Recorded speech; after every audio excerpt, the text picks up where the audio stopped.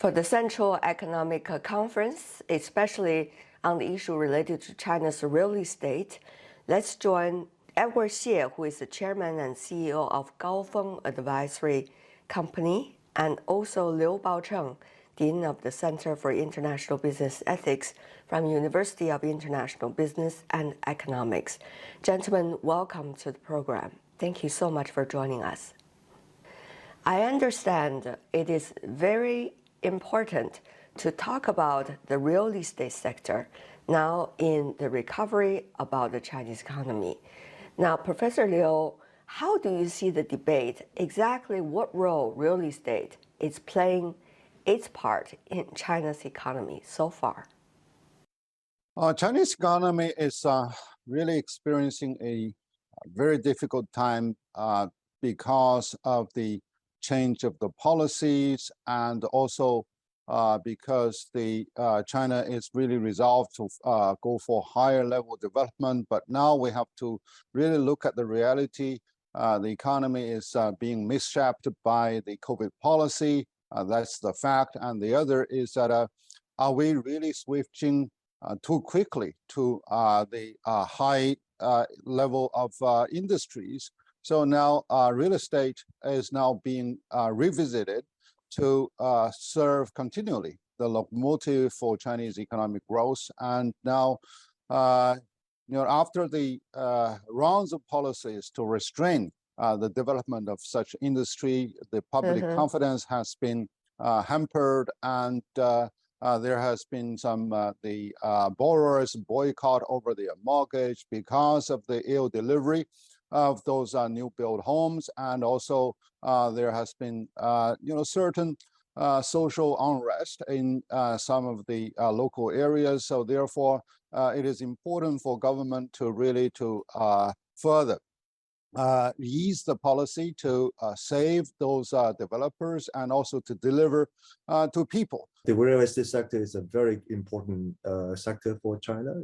China's growth in the last several decades actually has propagated a lot on the growth of the real estate sector. But currently, we are in a difficult situation with the real estate sector, mostly because many of the developers, or some of the developers, have gotten into financial difficulties, as we know, and some of them are not able to deliver finished products to the consumers. And at the same time, the demand side from the consumers have dampened, partly because of the high housing prices before, but also because of the recent COVID situation where the consumption has been dampened. So the whole real estate sector is in a pretty difficult situation, and it is appropriate for the Chinese government to come out with new policies to try to stimulate that sector. We see some kinds of adjustment at various degrees about what to do with the real estate sector. There were earlier also concerns about the bad debts involve real estate developers. So now, Mr. Xie, what is the right balance? It's pretty tricky because the real estate sector is a pretty big sector. It involves not only the developers, but also a very comprehensive supply chain as well, upstream and also downstream. And so trying to sort of balance things it's not going to be easy, but I see from the recent Central Economic Conference, the Chinese government is resolved to try to find a way to manage the sector in a more proper manner. So the management of this sector will need to work on both sides of the equation. One side is, of course, the demand side, demand of the potential customers on housing needs. And the other side is on the supply side, is to ensure the supply will become more consistent, and some of these semi-finished housing will be made available ultimately to the end customers. What about that balance, Professor? First of all, look at a macro picture where we are able to leverage on all the economic sectors so that they achieve a balanced and also structurally sound growth rate. But the real estate development is still having a large market because of the Chinese quick urbanization process. And also that people are really moving on a high ladder for larger and better quality housing. So that's really the fact. So the demand is there to be met. But of course, the government sees over the past 20 years, there has been tumbling over the housing prices, and there has been speculative forces that are there distorting the market. So it is important for them to really bring it to a more of the virtuous cycle. But right now, there's another balance between the local government revenue derived from the sales of the land for development, and also to really shore up the banking loans, because 1/3 of the banking loans is tied also to the real estate development industry. So after all, a key word is stability from the economic conference, and to stabilize the market, to stabilize confidence, and to stabilize the debt issue. So that's something we need to go for. You use a key word, confidence, but the policy adjustments and the speed of policy adjustment does have an impact on the issue of confidence.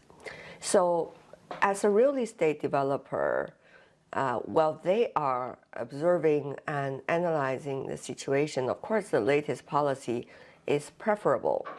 But for the longer term, how do you look at the confidence issue, Professor Liu? There is, three big guys in the market: the bankers, or investors, and particularly the local government and those real estate developers, and how they can really play the game in order to give more of the benefits to those home buyers. And particularly the local government will really reduce the reliance on the revenue from the sales of land. I think that's a very fundamental situation that is not really completely addressed in the economic conference. And then, there should be a separation between commodity housing and economy housing, because there are different rules of the game. And for commodity housing, people will have some speculative forces, because it is really the right thing for people to save money and also to increase their wealth, and seeing the surge of such sort of prices. And the other is that for economy housing, the government is really there to go for shared prosperity. So therefore, for the weaker class and for those who are in bad need, so the government should really spend more of the fiscal money to support those families for a more basic living, if not decent ones. There is also concern, though, Professor Liu, that there might be local government debts, further accumulation of that as a result of the economic situations in localities. So when it comes to the land issue, do you expect things likely to be resolved soon?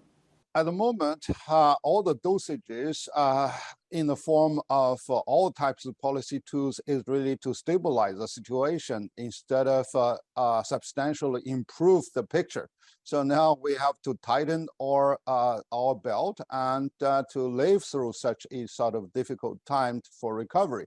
And the first priority is really to put away the flames of social unrest, because there has been boycotts in the bank loans. There has been outcry over the failed delivery of new apartments now that people have already paid a substantial amount. So and then there should be new zoning programs that need to be there to segregate the arable land versus the developable lands.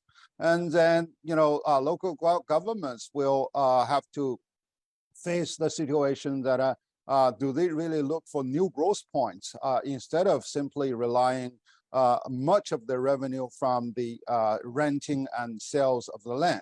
So this is going to be a long and difficult time, but this is really the way that China needs to really to have a turnaround in their growth model?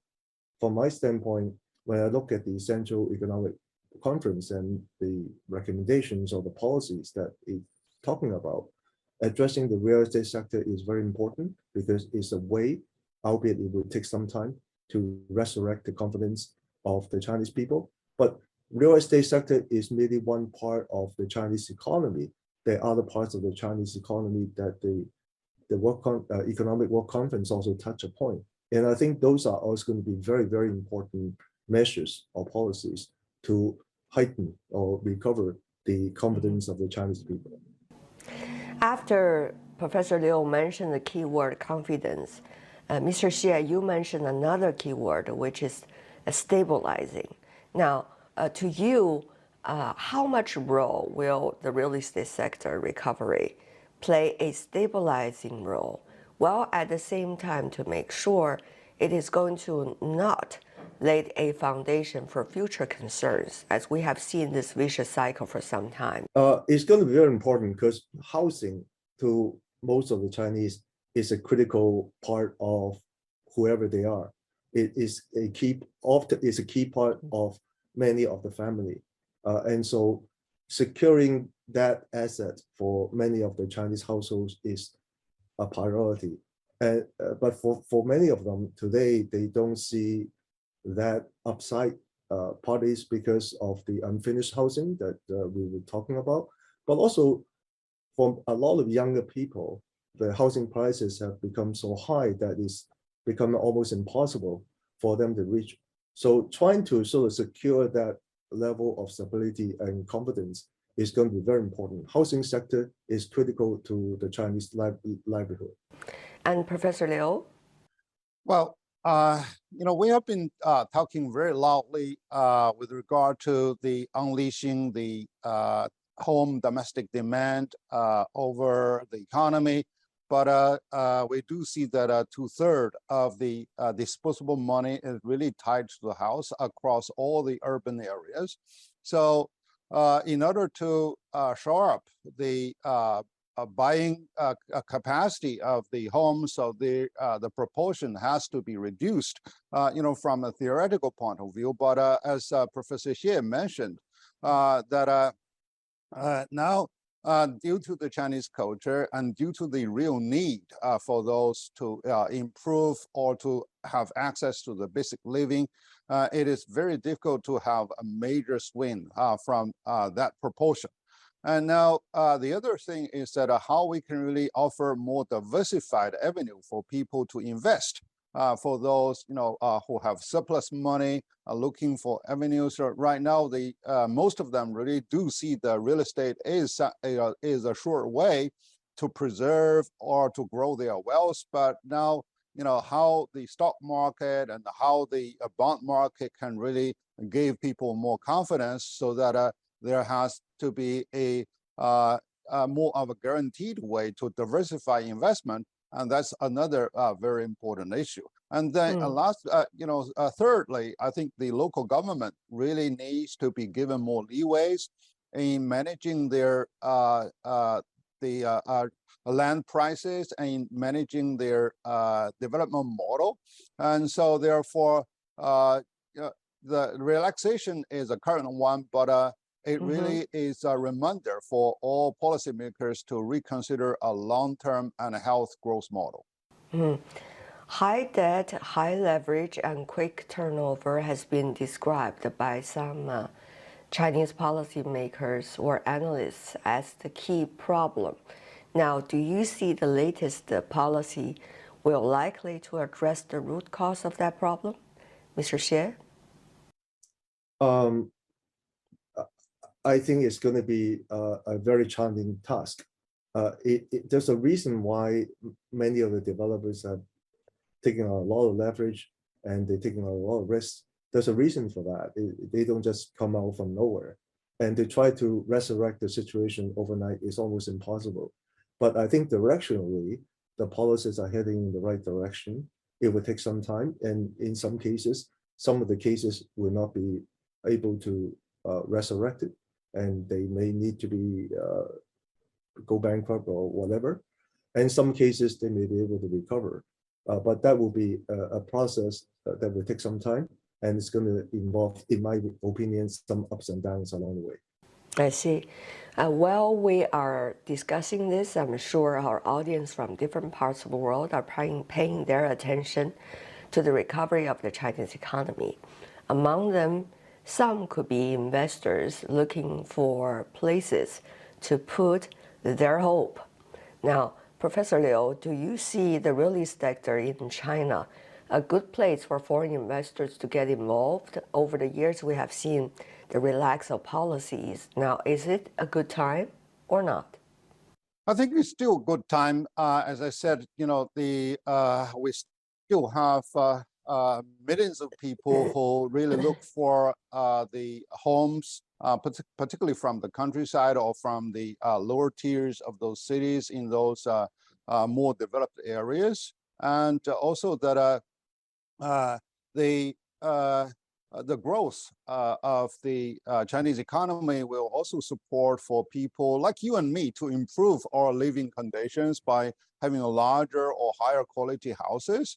So the market is still very strong, but the issue is that how the government really maintain further consistency in their policy, because we have experienced a stream of policies on yearly or even on monthly basis, and there has been swings back and forth from restriction to relaxation. So this really gave the actually further push for speculative forces over the money market and also over the real estate market. And now this is really a sort of alleviation of the grave situation. But right now we do see that the current policy does not really address the rudimental issues for further policy integrity. So therefore, how we can really turn those hot money of those speculative forces into cold money, so that they can, get deeply settled in the market for long-term gains instead of quick cash. Mr. Xie, your thoughts? From the investor standpoint, they will look at the entire world on a relative basis. On a relative basis, actually, China still stands out as a very strong nation from the standpoint of economic development, albeit of the challenges that we were just talking about. On a relative basis, China is very attractive to a lot of investors on a global basis. So I would anticipate many of the investors next year will take a very serious look at the China market. The real estate sector will be one of the sectors that they will be looking at very seriously, but also other sectors as well. So I would imagine next year we're going to see more foreign investments coming from outside of China into China for this purpose. Edward Xie, Liu Baocheng, thank you so much, gentlemen, for joining us.